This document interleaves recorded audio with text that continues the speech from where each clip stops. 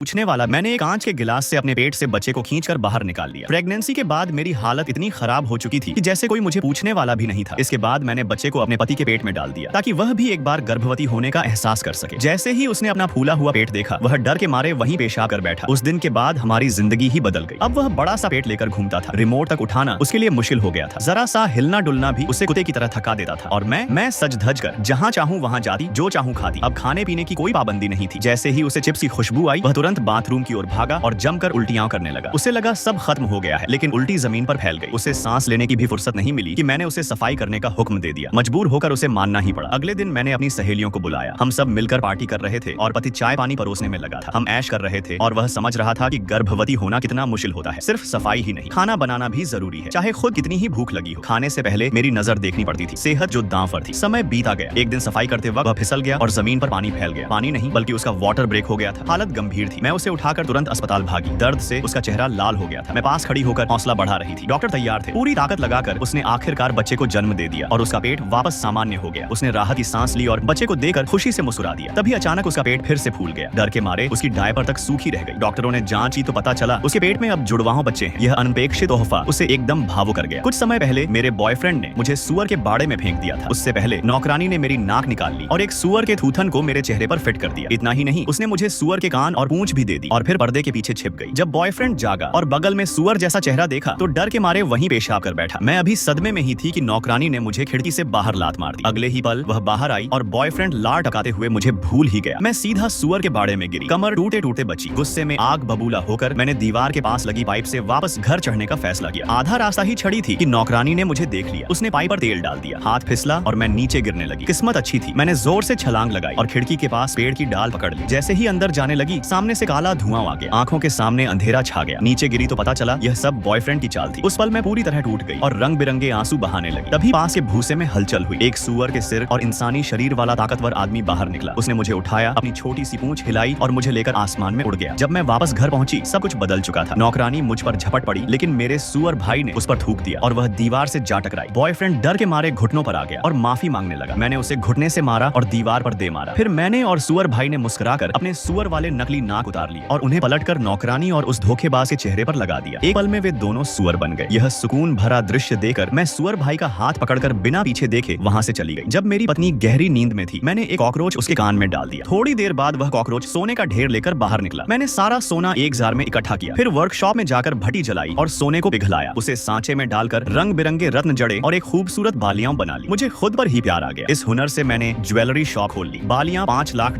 में रखी। असली सोना और बेहतरीन कारीगरी की वजह से सब तुरंत बिक गई। नोट गिनते हुए मैं सुअर जैसी हंसी हंसने लगा। तभी एक अमीर महिला आई और हाई एंड कस्टम ज्वेलरी का ऑर्डर दिया। पैसे की कोई चिंता नहीं। रात को मैं फिर वही तरीका अपनाने वाला था, लेकिन पत्नी जाग रही थी। उसके कान लाल और सूजे हुए थे। मुझे देखते ही मैंने कॉकरोच फेंक दिया और प्यार दिखाने लगा। मैंने उससे कहा थोड़ी देर रुको, लेकिन मेरे जाते ही उसने जमीन पर पड़े कॉकरोच को देख लिया और सब समझ गई। मैंने कॉफी में कुछ मिला दिया, यह सोचकर कि वह सो जाएगी। उसने एक घूंट लिया और बिस्तर पर गिर पड़ी। मैं खुश हो गया, लेकिन गलती कर बैठा। जैसे ही मैंने कॉकरोच उठाया, उसने मेरे चेहरे पर कॉफी थूक। असल में उसने पिया ही नहीं था। मैं बेहोश हो गया। जब होश आया तो हालात उलट चुके थे। अब मेरी जगह वही थी। उसने मेरे कान साफ किए और उनसे निकले मैल से मोमबत्तियां बना ली। उसने नई दुकान खोल ली और साबित कर दिया कि उसमें भी जबरदस्त बिजनेस दिमाग